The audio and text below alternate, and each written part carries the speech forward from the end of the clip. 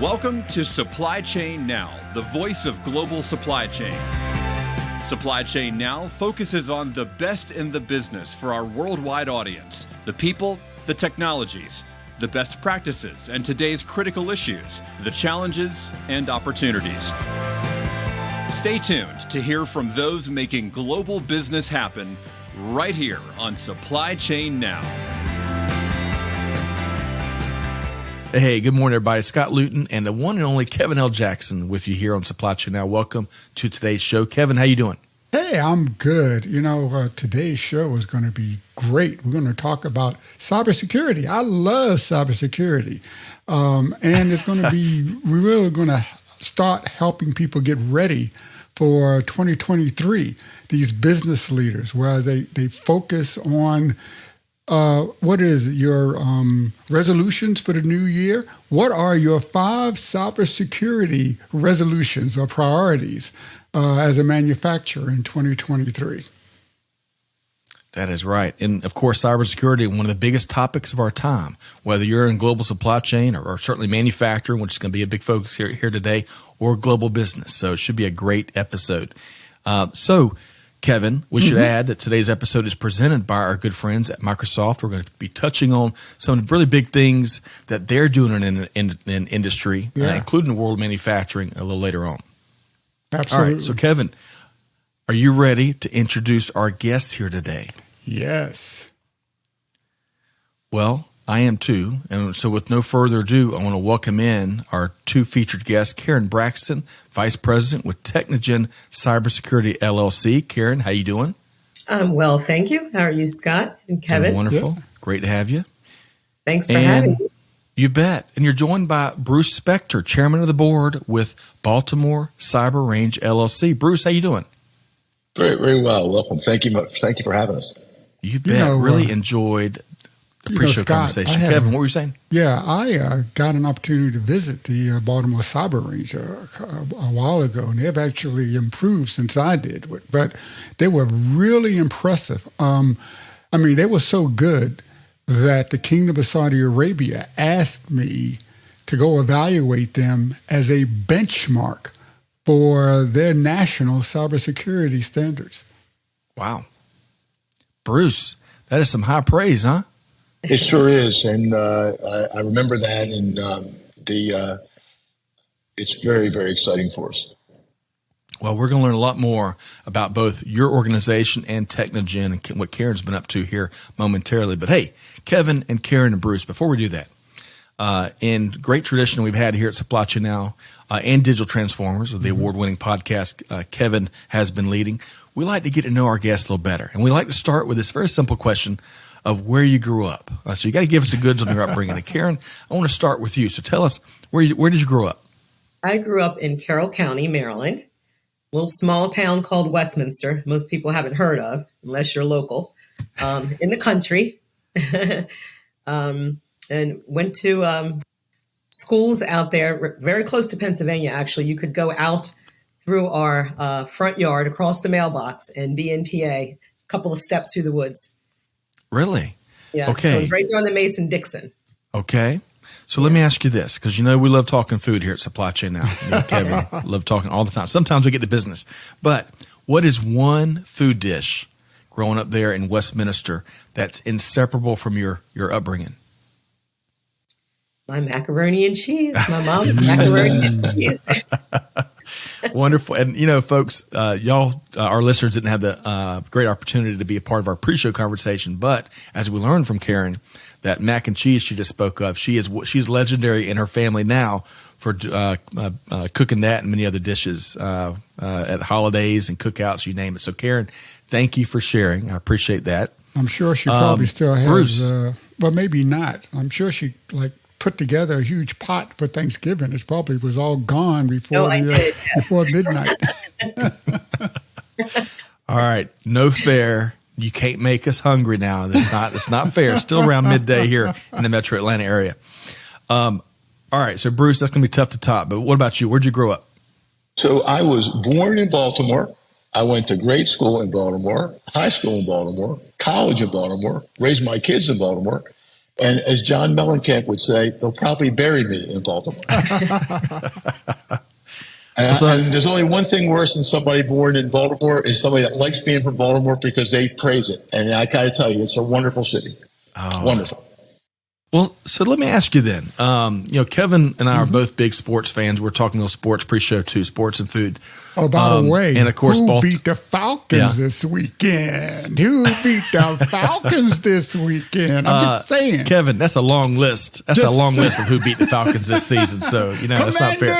But, yes, Kevin's Washington Commanders did beat the Atlanta Falcons. But let's talk. What is your favorite sports team growing up, Bruce? What was one team or a sport? That's a great question. I really don't want to show my age, all right, but I am a Ravens fan through and through. But I used to root for two teams. I would root for the Ravens or anybody that was playing the Indianapolis Colts, because the Indianapolis Colts should be the Baltimore Colts. But other than that, I'm a Ravens fan through and through. Yeah, when they snuck out of the city in buses at midnight, the Colts. Everybody remembers that. How about that? Yeah. I remember the Mayflower van lines pulled up in the middle of the night when they promised the mayor they were going to keep us here. So I don't know. We're going to have I got a bad feeling towards those guys. Bruce and Kevin and Karen, we're going to have to dedicate a whole series to that story because that's really a fascinating saga back in the day. Well, hey, Karen and Bruce, I'm so pleased to have you here. Kevin, quick comment from you. Westminster and Baltimore proper. Kevin, you're in that greater neck of the woods. Any comments on Karen and Bruce's upbringing? Well, both my parents were born and raised in Baltimore, so my extended family is all around there. And I just a little inside bit of knowledge. Karen is actually my cousin. Really? Again? So that's a prime example. It's not Baltimore. It's Small-timore. It's a small town. It's a small, big town. Everybody knows everybody else. Really, it's great. I'm going to steal that. Perfect example. I'm 10 minutes away from Kevin's dad. Really? Yeah. Well, blessed be the ties that bind, number one. But number two, Kevin, you've done this to me twice now. We had a guest, a veteran aviator, right, with the Marines. And Kevin was messing around and was calling her cousin. And I thought that he was just like messing around. And during the show, he's like, "Really, Scott? I told you she's my cousin. She's my cousin."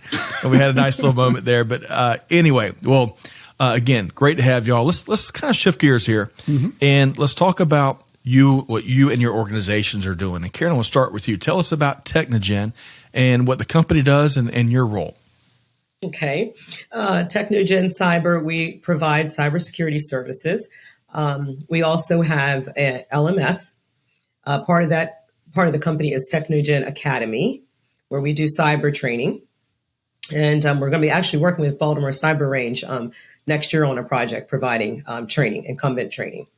The other part of Technogen is staffing. We do staff aug, and not just for IT, but right now we're actually even helping out a college located in Laurel, one of the cyber schools that's our partner, and we're going to be doing some recruiting for them as well. Technogen the demand is just off the chart, Karen. Yeah. for all things technical talent, right? How about that? We're a wholly owned subsidiary of Technogen Inc., Technogen Cyber, incepted in 2009. We are also building out Zero Trust model. We're excited. We're working with one of our board members, Dr. Ron Martin, who's also affiliated with the university. So we're partnered with them and going to be doing some lab work as well in the cyber facility there. Technogen also is, what word do I want to use? Let's just say we're going to be in the EDU space soon, and we'll be making an announcement on the website about that as well. Man, but excited. I love how you're touching sounds like so many different aspects of the technology ecosystem. Kevin, your quick comment on Technogen and what Karen's sharing. Well, actually, Technogen and Baltimore Cyber are really important in the cybersecurity ecosystem for the state of Maryland. I'm sure we're going to get into a lot of that, but that's why they seem to be sort of doing everything in the middle of everything, is because they're so important to the ecosystem. It's like the mayors. The mayors of the of cybersecurity nation. I don't know. All right, so Bruce, let's talk about Baltimore Cyber. Beyond some of the cool things that Kevin shared on the front end, tell us about what the organization does and what you do. Sure. So Baltimore Cyber, we're a bunch of electrical engineers and computer scientists from Johns Hopkins and University of Maryland, both Baltimore educational facilities. And we actually accompanied Governor Hogan on his trade mission to Israel back in 2016. And it was an economic development mission. And the Israelis see a lot of cyber threats in that part of the world. They've got, some hostilities there in the Middle East between Iran and Syria and Jordan and that general vicinity. So what they do is they actually store the threats they receive, they catalog them, they library them, and they create what they call an attack generator. They then take that data and they run it against a simulated network, and they use it as an instructional tool to teach their cyber warriors how to deal with the threats that are current threats. So the governor had this idea that, that's great for cyber warriors, but I'm sure we're doing good stuff in the United States. But why don't we take this device, this system, and put it in Baltimore, and let's do workforce development. There's over 25,000 unfilled positions in Maryland that if people were trained properly, they could walk into positions currently. And then that's an order of magnitude higher if they have government clearances, because the majority of lion's share of the cybersecurity stuff that's hot right now requires government clearances. So we put the range in Baltimore, and we trained, in the last 5 years, we've trained about 1,000 people that were not cybersecurity types. And we got about 950 of those full-time positions in cyber. And the reason we were able to do that was it was a unique training session, but we also formed a consortium of cyber companies that have the requirements, and they gave us the materials that we needed to do the training. They taught us the threats that we were going to use to put them on the range, and that's how we applied it to workforce development. Man, I love that. Even in this highly technological and ever-evolving, innovative world, man, workforce is where it's at. So I love that story and that element. Kevin, your quick comment on what Bruce just shared. There's just a huge shortage of cybersecurity professionals globally, not just in Maryland, but nationally in the United States and globally. So Baltimore Cyber is really filling a critical niche for our entire society as we transition to the Internet of Things. I mean, our society is built on the Internet, and security of our devices, of our network, our computers, our smartphones. This is our life, right? So thank you. Thank you for everything you're doing, Bruce. Definitely. I appreciate that, Bruce and Karen. And now that we've kind of level set with who our guests are, one of my favorite parts, and then what they're doing professionally and the impact they're making. And then we're about to get some of their expertise on, again, the top 5 priorities that manufacturing leaders really need to prepare for when it comes to cybersecurity for 2023. But before we get there, Kevin, I think you and the research department have been diving into some important market facts. Tell us more, especially when it comes to, Maryland and manufacturing and cyber. When you say manufacturing, many people probably don't think Maryland, right? It's a small state. It's overshadowed by its proximity to the nation's capital. But manufacturers in Maryland account for almost 6% of the total output of the state, and employs about over 4% of the workforce. So you can see manufacturing is important. In 2019, there was almost $25 billion in manufacturing output from the state. The state averages about 110,000 manufacturing employees. and they each make about $91,000 each. So I'll take that job. In Maryland's economy, there's like $10.3 billion in manufactured goods that are actually exported in 2020.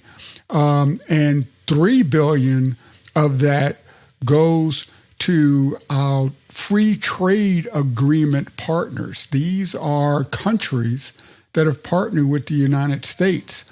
And it helps create like 13% of the state's employment is from exports. And small businesses comprise 88% of all exporters in Maryland. So this is not about big business. It's about small business. And those partners, and I'm talking about countries like Australia, Bahrain, Canada, Chile, Guatemala, Morocco, Singapore, South Korea, they did almost $660 billion in manufactured goods alone. And I know that we're going to be talking a lot about cybersecurity, but from a cybersecurity point of view, Maryland ranked number 1 in the Cyber States Diversity Index, number 2 in cybersecurity technology and innovation. It ranks number 1 in federal obligations, and I'm talking about money for cybersecurity research and development, and it's ranked as a top 10 global cybersecurity hub. And don't forget, the National Security Agency, one of those 3-letter agencies, the NSA, is located in Fort Meade, Maryland, just south of Baltimore and just north of the nation's capital in Washington, D.C. So if you want to be the hub of cybersecurity, Maryland is where it's at. Kevin, I really appreciate that. I feel like I've gotten a certification in all things manufacturing and technology and cyber, and of course, Maryland in the last few minutes. But Karen, what's the thought that comes to your mind after some of the data that Kevin just shared? Well, like I just said, it was great facts that he had brought forth, and the numbers are mind-boggling. But yes, we are definitely the cyber hub here, which is why we're going to be instrumental in helping to train up a lot of the state employees in cyber and the incumbents. So well said. And, it's only going to get the cyber threat, as y'all know, speaking to the experts here, all three of y'all, is only going to get more complex and more a lot more attacks. I mean, every business, regardless if you're in supply chain or else, is going to be a big concern, big priority to tackle. Bruce, what about you? Kevin just shared a ton of market data. Your thought? Yeah, so I think Kevin's obviously got the numbers and he understands the what we call the cybersecurity ecosystem in Maryland. One of the things that strikes me and some of my colleagues as not obvious is that when you look at these opportunities and these people that are working not only in the supply side, but in IT. In Maryland, there's over 800,000 IT employees. People lose sight of the fact that if you have that cybersecurity is an esoteric subset of IT. You need to be an expert in IT before you can really attack a cyber issue. It's like being a doctor. You have to be a doctor before you can be a cardiologist. So it's a specialty within. And that's one of the reasons that there is so much need for cybersecurity training. You need to understand, there's so many different IT systems out there, and there's so much doing in new technologies and new ways of approaching. I mean, look, you take an IT system. You take something like a microprocessor, which I'm sure most of your people know. It's basically the building block of a network or of an IT device. That offers tremendous automation and tremendous progress. However, there's a dark side. That microprocessor can be compromised. It can be bad guys can get a hold of it and take over your system. That is the issue with cybersecurity. there are more and more microprocessors going into these things. Your things that were never microprocessor based. Your home heating, your thermostat, your car, your TV. I mean, things that you need to live with. Some of your medical delivery systems are all microprocessor based. Right. These things are all very, very susceptible to bad guys hacking in. And if there's a money profit, they said why do you rob banks? Because it's where the money is. Yeah. If you can find a way to get into these systems, you find a way to make money. I think the word evidently that's what they say is vulnerability. The vulnerability of all these systems. That's right. And they're probing and they're looking and what doesn't have a microprocessor in it? Right. Well, as Bruce was sharing that, Kevin, one of the first thoughts coming to my mind is that dual side. That both sides of the sword when it comes to innovative and highly powerful and ever more powerful technology. Any any great tools in bad actors' hands can unfortunately do a lot of damage. So that all the more reason to get into some of these priorities we're going to be talking about when it comes to cyber. But hey, Kevin and Bruce and Karen, before we get into kind of the center plate part of our conversation, I want to share, I think as four of us spoke about pre-show, Gartner Research has once again reported that CIOs plan to make cybersecurity their top investment priority in 2023, beating out spending on things like business intelligence and analytics, and even, sorry, Kevin, even cloud computing platforms, right? To my heart. As Bruce and Kevin and Karen spoke to pre-show, that's what they're saying. We'll see if the time and the money comes with it.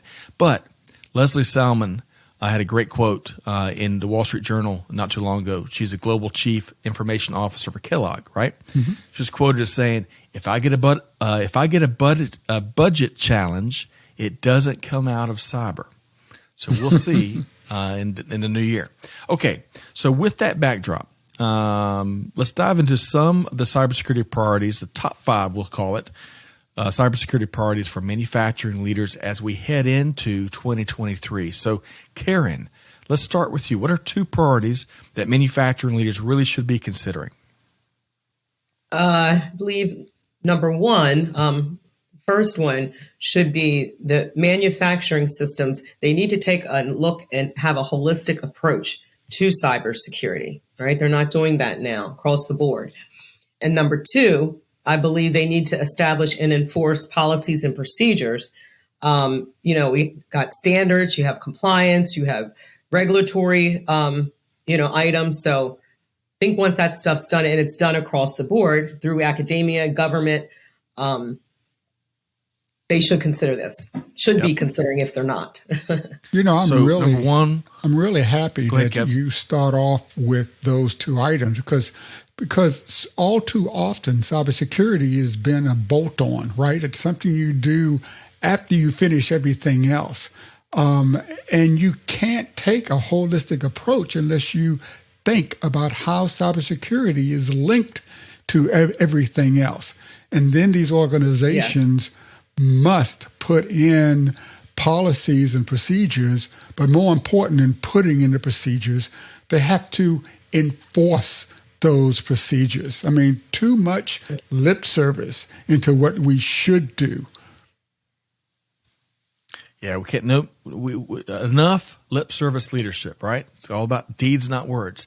Good point, Kevin. A lot of they're even doing that with some of the smaller subsets in the government, where they're saying that they're going to have their budgets set aside to improve the security measures and do different things for risk assessments and risk management. But it seems like it's not getting done. The hackers are still getting through. Yeah. Well, so Bruce, with those first 2 priorities that Karen mentioned, more holistic approach and establishing and enforcing. Your thoughts, Bruce? So let me take them sequentially. Let's talk about holistic. Let's explain what holistic really means in the cyber world. From 100,000 feet, it's a lot better to design cybersecurity systems in from the start than to retrofit. So if you're going to put a system in, a new network, you should be thinking about how you're going to address cybersecurity. How are you going to mitigate? How are you going to detect? How are you going to remediate? How are you going to do the things that cyber people need to do to that system? And that starts with making sure your software guys are aware of the issues, making sure your hardware guys are, making sure your operators are aware, making sure you have plans and systems in place. And it takes a unique understanding of your security profile, what you have and what you need. And that takes time, and you need to have your systems assessed as to what your vulnerabilities are. And that's what I think we mean by being holistic. And I couldn't agree more with Karen. I think that's probably, if I were in the supply side right now, that's the thing I would be most worried about.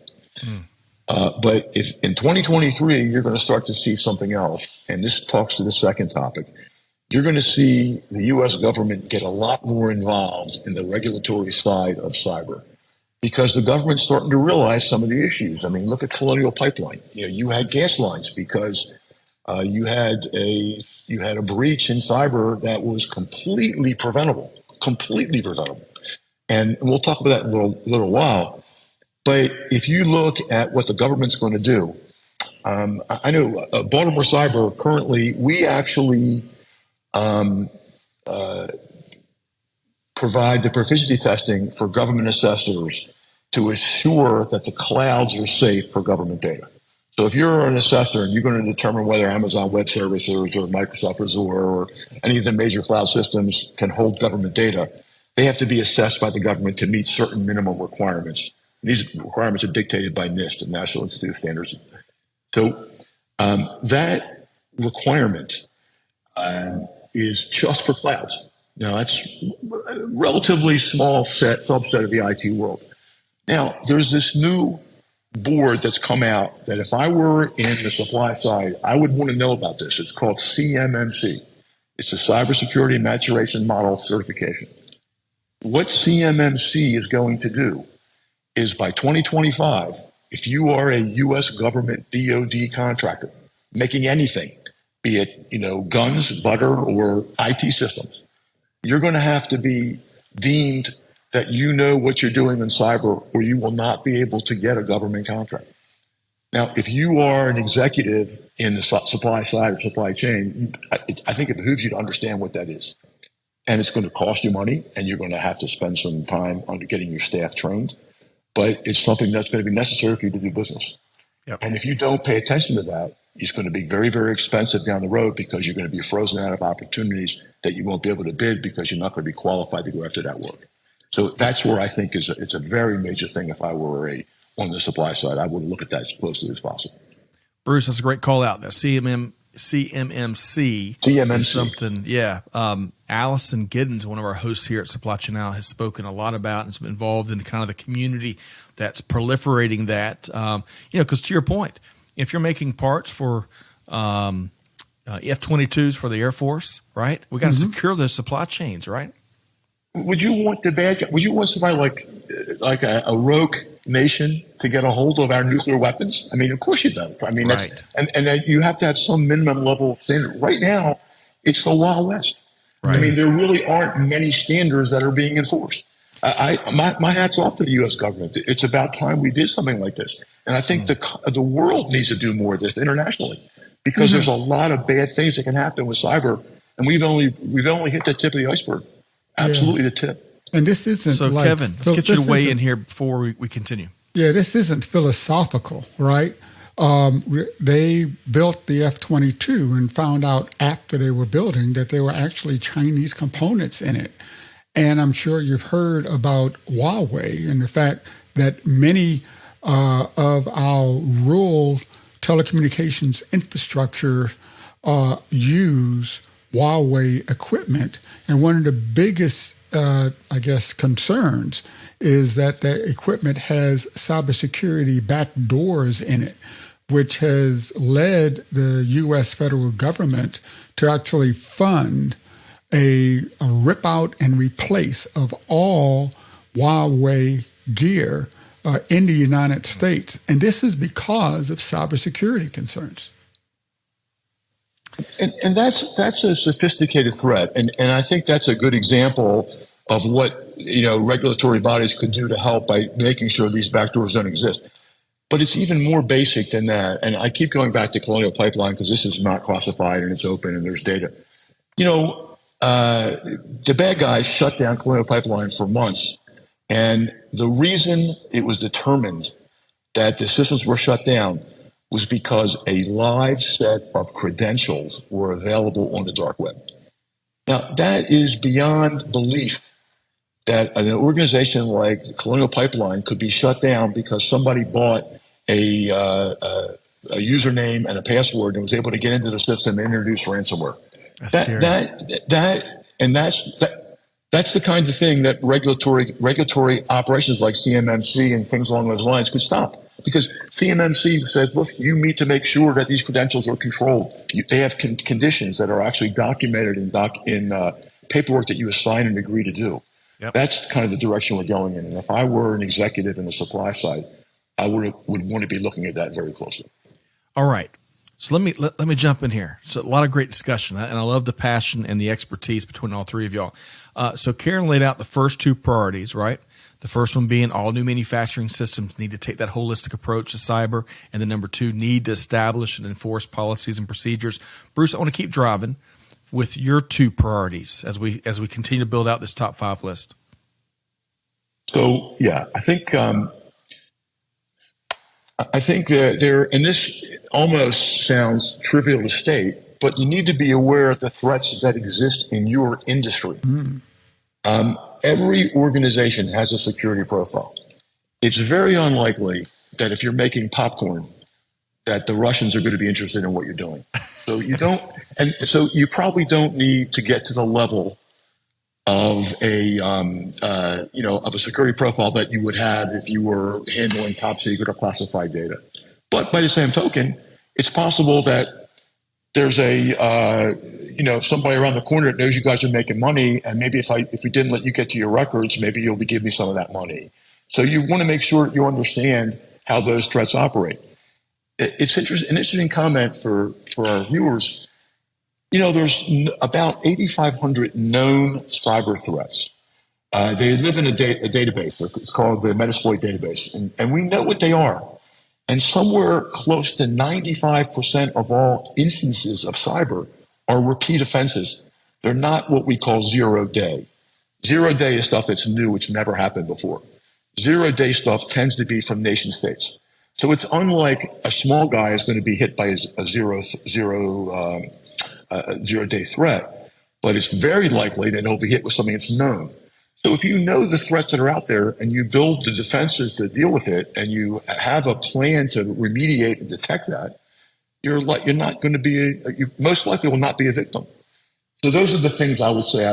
I think that the executives and the people that are running these supply side organizations should really look at what their threats are, what their security profile is, and what's a good tack to address that threat. Yeah. So I think the other thing we talked about was an actual plan to detect, mitigate, and remediate. I throw those words out very quickly because cyber people, that's what we do. We detect, we mitigate, and remediate threats. At the end of the day, that we're all part of that function. And you as a business entity or a manufacturing entity or a supply side entity need to have some way of doing that. And it's not that difficult. There are professionals out there that can help you. There's risk assessors. They can do gap analysis. You should look at that and you should come up with some way to do that.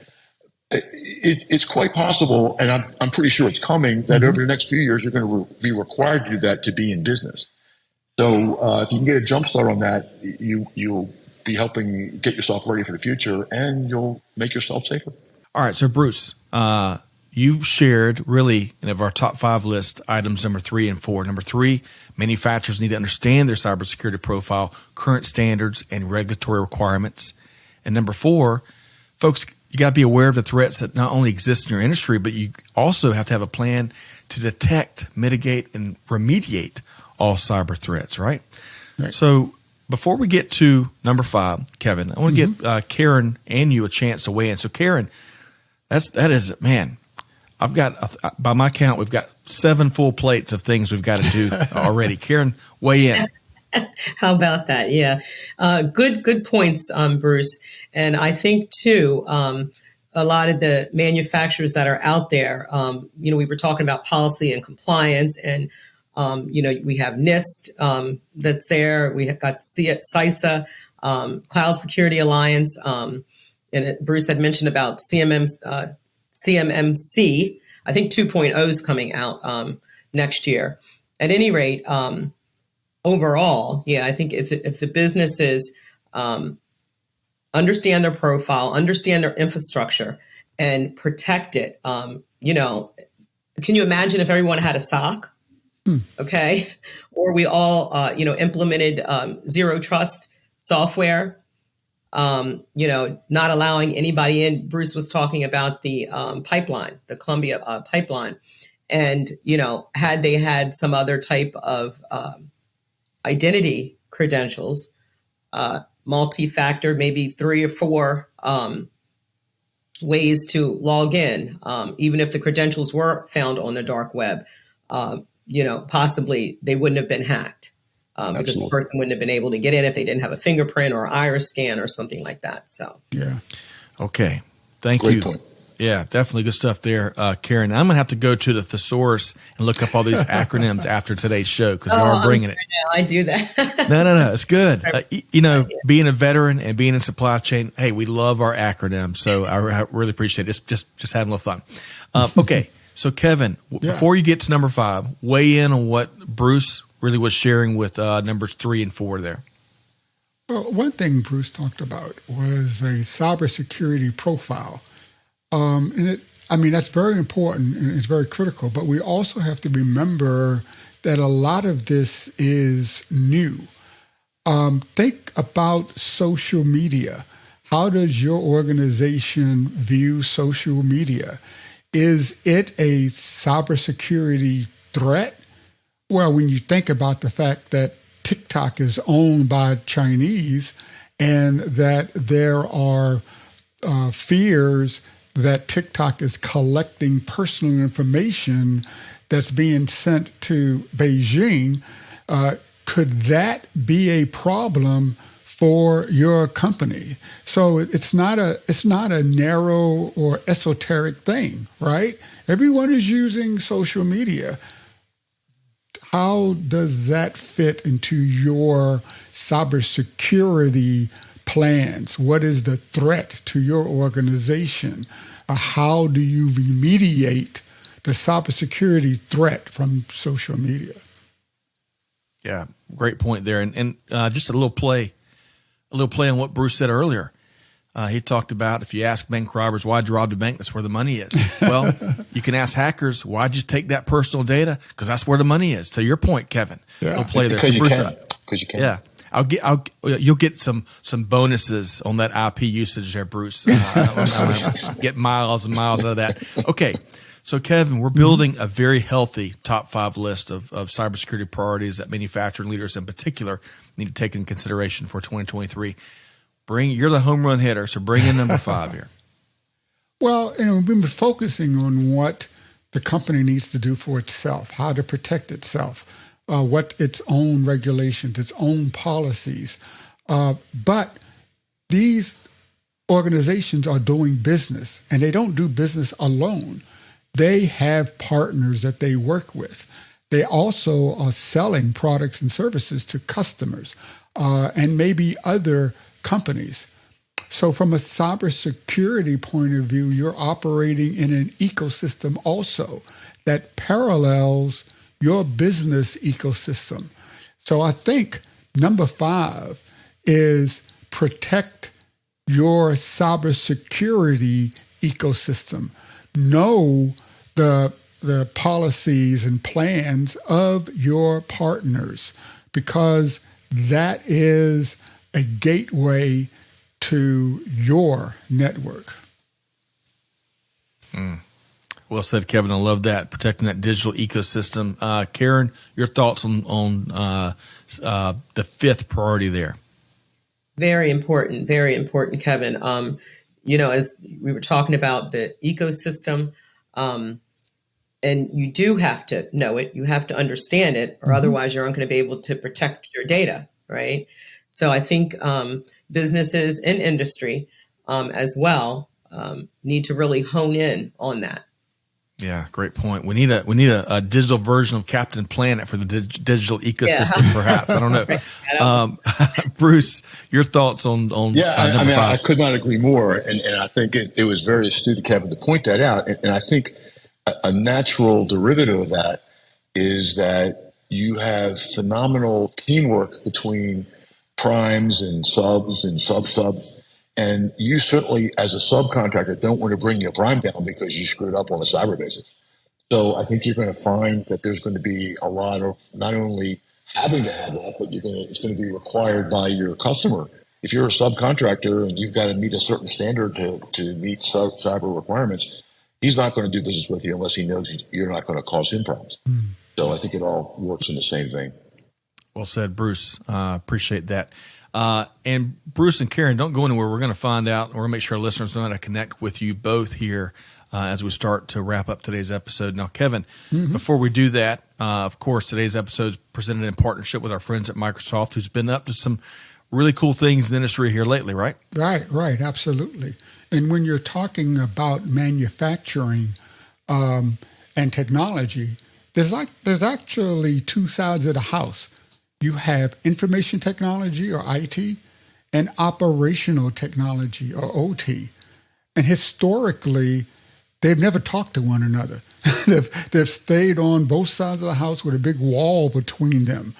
And that's great if you want to get hacked, if you want to get attacked, if you're not interested in protecting your cybersecurity. And that's why Microsoft is really focused on strengthening IT and OT security for manufacturers in order to prevent plant downtime.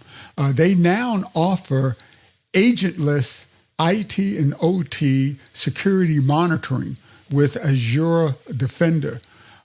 This is really tightly integrated with the Azure Sentinel, which is the cloud-based security solution that provides SIEM, or security information and event management, and SOAR, the security orchestration and automated response services in the Azure public cloud. That combination really provides a single solution for alert detection, threat visibility, and proactive hunting and threat response. And based on the anomaly detection technology that was acquired via a CyberX, the solution has been deployed in some of the world's largest and most diverse industrial environments, including Global 2000 firms in manufacturing, chemicals, and pharmaceutical. It secures greenfield as well as brownfield and proprietary IT and OT devices, including those that may run older versions of Windows that can't be easily upgraded. It can also be deployed either on-premise or in the cloud. So Microsoft is really doing a lot in this area. Agreed. And of course, recently they announced the launch of Microsoft Supply Chain Center, which is piloted by some of the most well-recognized companies, including Kraft Heinz North America, which has been using it to increase organizational agility, amongst other things. So good stuff there. Thank you for sharing. And big thanks to our friends at Microsoft. Okay, so Karen and Bruce, I have learned a ton from both of y'all, and I've really enjoyed. I wish we could publish the pre-show as a podcast, and then of course this whole episode. But we'll save that for later. Karen, how can folks connect with you and the team at Technogen? Well, we have a LinkedIn page. They can reach me on LinkedIn just by searching my name, and we also have a company page as well on LinkedIn. And we have a website, of course. The Academy is there too. There's a link to that site, and it's www.technogencyber.com, the website. It's just that easy. And of course, we'll include those links in the episode page, so our listeners will be just one click away. Karen Braxton, really have enjoyed your perspective here today. Bruce, how can folks connect with you in the Baltimore Cyber Range? So, and we also are heavily on LinkedIn. You can certainly look up me, Bruce Spector, or the Baltimore Cyber Range at the page. And we have a fairly extensive website. It's www.baltimorecyberrange.com. And most of our programs are available at no cost. We do it as a public service. We're a state contractor, so we would love to have your feedback. We'd love to get you involved, and we could get you more information on what we do if you're interested. Wonderful. Well, thank you, Bruce, and big congrats to both you and Karen, your respective organizations, for the growth and all the success you're having and the difference you're making in light as we continue going down the road of this exciting digital era, warts and all, preparing industry for that. Okay, so before we wrap here, Kevin, speaking of growth and success, love what you've been doing amongst other things, but especially with digital transformers. So, Kevin, how can folks lean into that and connect with you? Well, actually, what you can do is listen to our most recent show that was just dropped yesterday. And its title is State Government and Cybersecurity. Like we planned it. I actually had the opportunity to interview Ms. Cetrice Mosley Romero, and she's the director of the Indiana Security Council. So they're really attacking all of the cybersecurity concerns for the state of Indiana. I tell you, Indiana and Maryland need to get together. So that's how about that? You can download that on from your favorite podcast channel, or you can go to Supply Chain Now and Cybersecurity, and you can always check me out on LinkedIn. That's right. You don't want to miss that. 3 power heavy hitters here. Great discussion here as we're talking about the 5 top priorities, especially when it comes to cybersecurity, that manufacturing leaders gotta take in consideration as we move into 2023. So big thanks to Karen Braxton, Vice President with Technogen Cybersecurity. Karen, thanks so much for carving out the time. And I want to thank you, Scott and Kevin, and thanks to Microsoft for sponsoring the show. That's right. Bruce Spector, Chairman of the Board with the Baltimore Cyber Range. Bruce, really enjoyed your perspective as well. Thank you for having me, and keep up the good work. You guys do a great job.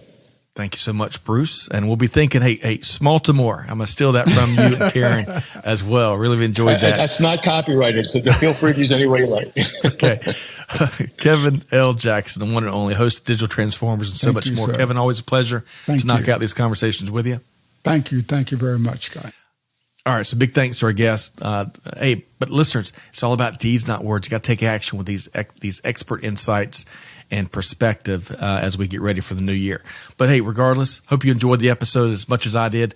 As we sign off here, Scott Luton challenging you, hey, do good, give forward, and be the change that's needed. And with that said, we'll see you next time right back here at Supply Chain Now. Thanks, everybody. Thanks for being a part of our Supply Chain Now community. Check out all of our programming at supplychainnow.com and make sure you subscribe to Supply Chain Now anywhere you listen to podcasts. And follow us on Facebook, LinkedIn, Twitter, and Instagram. See you next time on Supply Chain Now.